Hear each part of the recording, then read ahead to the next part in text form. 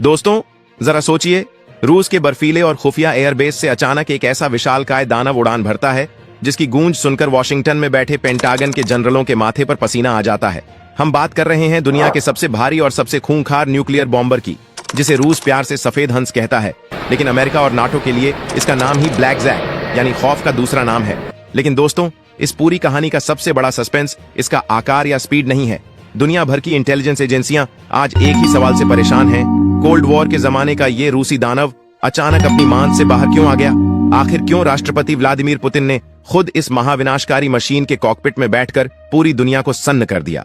क्या ये अमेरिका और नाटो को पुतिन का कोई सीधा फाइनल अल्टीमेटम है? जरा सोचिए, जब आवाज की गति से दोगुनी रफ्तार से उड़ने वाला ये बॉम्बर 40,000 किलो के परमाणु हथियार लेकर अमेरिका के बॉर्डर की तरफ बढ़ता है, तो क्या दुनिया का कोई भी एडवांस डिफेंस सिस्टम इसे रोक पाएगा? या फिर रूस ने ग्लोबल वॉर की बिसात पर अपना सबसे खतरनाक मोहरा चल दिया है? आज के इस वीडियो में हम रूस के इसी अल्टीमेट ब्रह्मास्त्र और Tu-160 बॉम्बर के उस डरावने सच को डिकोड करेंगे जिसने सुपर पावर्स की नींद उड़ा दी है। तो इस मास्टरमाइंड जियोपॉलिटिकल गेम को समझने के लिए वीडियो को बिना स्किप किए अंत तक जरूर देखिए। चलिए शुरू करते हैं।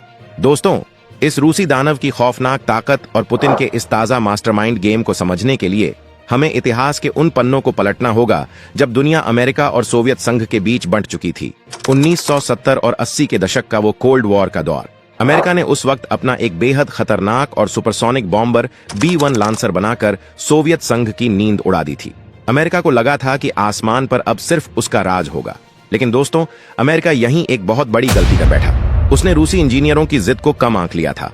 अमेरिका के उस B-1 लांसर को जवाब देने के लिए रूस की मशहूर टुपोलेव डिजाइन ब्यूरो ने एक ऐसा प्रोजेक्ट शुरू किया जिसे दुनिया आज Tu-160 के नाम से जानती है। जब यह विमान पहली बार बनकर दुनिया के सामने आया तो इसे देखकर अच्छे एविएशन एक्सपर्ट्स के होश उड़ गए।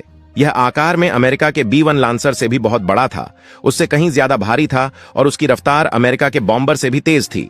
रूस ने इस विमान को पूरी तरह से चमचमाते हुए सफेद एंटी फ्लैश पेंट से रंगा था। क्या आप जानते हैं कि इसे इस खास सफेद रंग से क्यों रंगा गया? दोस्तों, ये कोई आम पेंट नहीं है।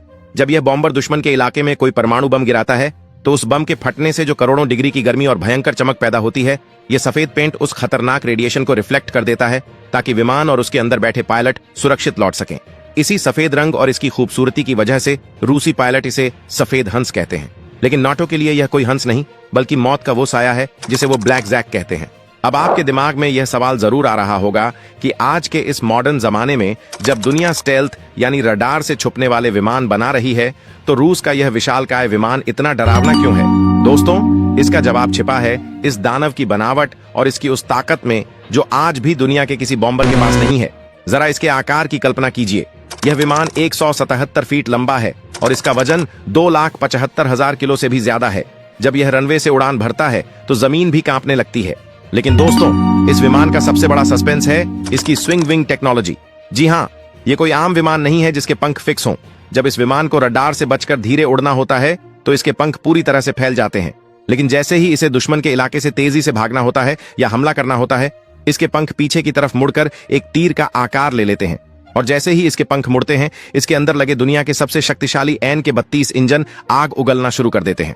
दोस्तों, यह इतना विशाल होने के बावजूद मैक 2.05 यानी आवाज की गति से दोगुनी रफ्तार से उड़ सकता है।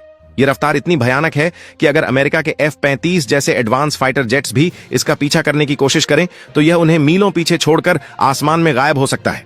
लेकिन इसकी असली दहशत इसकी स्पीड नहीं, बल्कि इसके पेट में छिपा वो बारूद है। यह बॉम्बर अपने अंदर एक या दो नहीं, बल्कि पूरे 40,000 किलो के हथियार लेकर उड़ सकता है। इसके रोटरी लॉन्चर्स में एक साथ 12 के H-55S एम या लेटेस्ट के H-102 न्यूक्लियर क्रूज मिसाइलें लोड होती हैं। ये मिसाइलें रडार से बचकर जमीन के बिल्कुल छिपकर उड़ती हैं और पलक झपकते ही किसी भी बड़े शहर को नक्शे से मिटा सकती हैं। लेकिन दोस्तों, असली सस्पेंस तो अब शुरू होता है। जो विमान 1980 के दशक में बना था, वो अचानक 2026 की जियोपॉलिटिक्स में इतनी बड़ी सनसनी कैसे बन गया? वॉशिंगटन के रणनीतिकारों की नींद अचानक क्यों उड़ गई है? इसका जवाब है Tu-160M प्रोग्राम। रूस के राष्ट्रपति व्लादिमीर पुतिन बहुत अच्छी तरह जानते थे कि उनके इस सफेद हंस का शरीर तो फौलाद का है, लेकिन इसका दिमाग पुराना हो चुका है। इसलिए रूस ने इस बॉम्बर को रिटायर करने के बजाय एक बेहद सीक्रेट और करोड़ों डॉलर्स का मॉडर्नाइजेशन प्रोग्राम शुरू किया। रूस ने इन पुराने विमानों के पुर्जे खोल दिए। इसका पुराना एनालॉग सिस्टम निकालकर बाहर फेंक दिया गया। आज जो नया Tu-160M आसमान में उड़ रहा है, वो बाहर से भले ही पुराना दिखता हो, लेकिन अंदर से वो 21वीं सदी की सबसे एडवांस किलिंग मशीन बन चुका है। इस नए दानव में बिल्कुल नए एन के 3202 इंजन लगाए गए हैं, जिससे इसकी रेंज हजारों किलोमीटर और बढ़ गई है। बिना हवा में ईंधन भरे यह बॉम्बर अब 12,000 किलोमीटर से ज्यादा की दूरी तय कर सकता है। यानी यह रूस से उड़ेगा, अमेरिका के ऊपर मंडराएगा और बिना कहीं रुके वापस रूस लौट आएगा। इस नए Tu-160M में रूस ने अपना सबसे एडवांस इलेक्ट्रॉनिक वॉरफेयर सिस्टम लगाया है। यानी अगर कोई दुश्मन मिसाइल इसे लॉक करने की कोशिश करेगी तो यह दानव हवा में ही ऐसा अदृश्य जैमिंग नेटवर्क बनाएगा कि मिसाइलें अंधी होकर रास्ता भटक जाएंगी।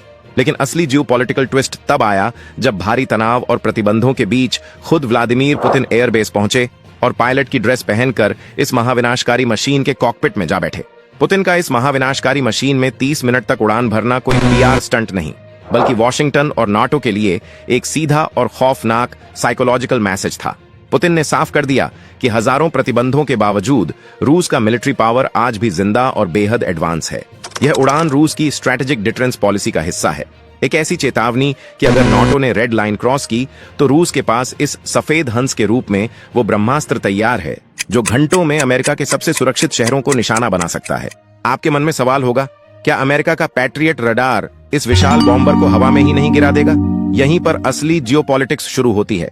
जहां अमेरिका का B-2 छुपकर हमला करता है, वहीं रूस का Tu-160 रडार पर साफ दिखता है। लेकिन इसे छुपने की जरूरत ही नहीं है। रूस ने इसके लिए स्टैंड ऑफ वेपन डिलीवरी की रणनीति बनाई है। यानी युद्ध के वक्त यह बॉम्बर अमेरिका के एयर स्पेस में घुसेगा ही नहीं। यह आर्कटिक या प्रशांत महासागर के ऊपर ऐसी ऊंचाई पर रहेगा जहां अमेरिकी रडार पहुंच ही नहीं सकते, और वहीं से हजारों किलोमीटर की सुरक्षित दूरी से यह अपनी घातक न्यूक्लियर क्रूज मिसाइलें दांग कर वापस लौट जाएगा। स्टैंड ऑफ रणनीति का खौफ इस दानव की असली चाल है। स्टैंड ऑफ रणनीति, ये बॉम्बर अमेरिकी सीमा में घुसे बिना हजारों किलोमीटर दूर से ही मिसाइलें दांग कर मैक 2 की रफ्तार से वापस रूस लौट जाएगा। अमेरिका के लिए इस विमान को पकड़ना नामुमकिन है। उसे सिर्फ उन अनगिनत मिसाइलों से बचना होगा जो लगभग असंभव है।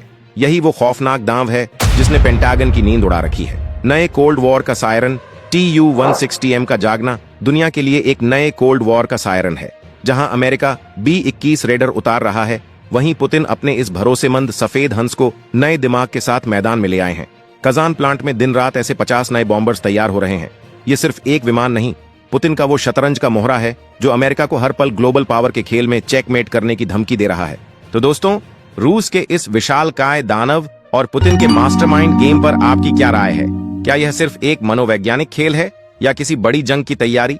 अमेरिका के स्टेल्थ और रूस के सुपरसोनिक बॉम्बर में से आपको किसका पलड़ा भारी लगता है? अपनी लॉजिकल थ्योरी हमें कमेंट बॉक्स में जरूर बताएं।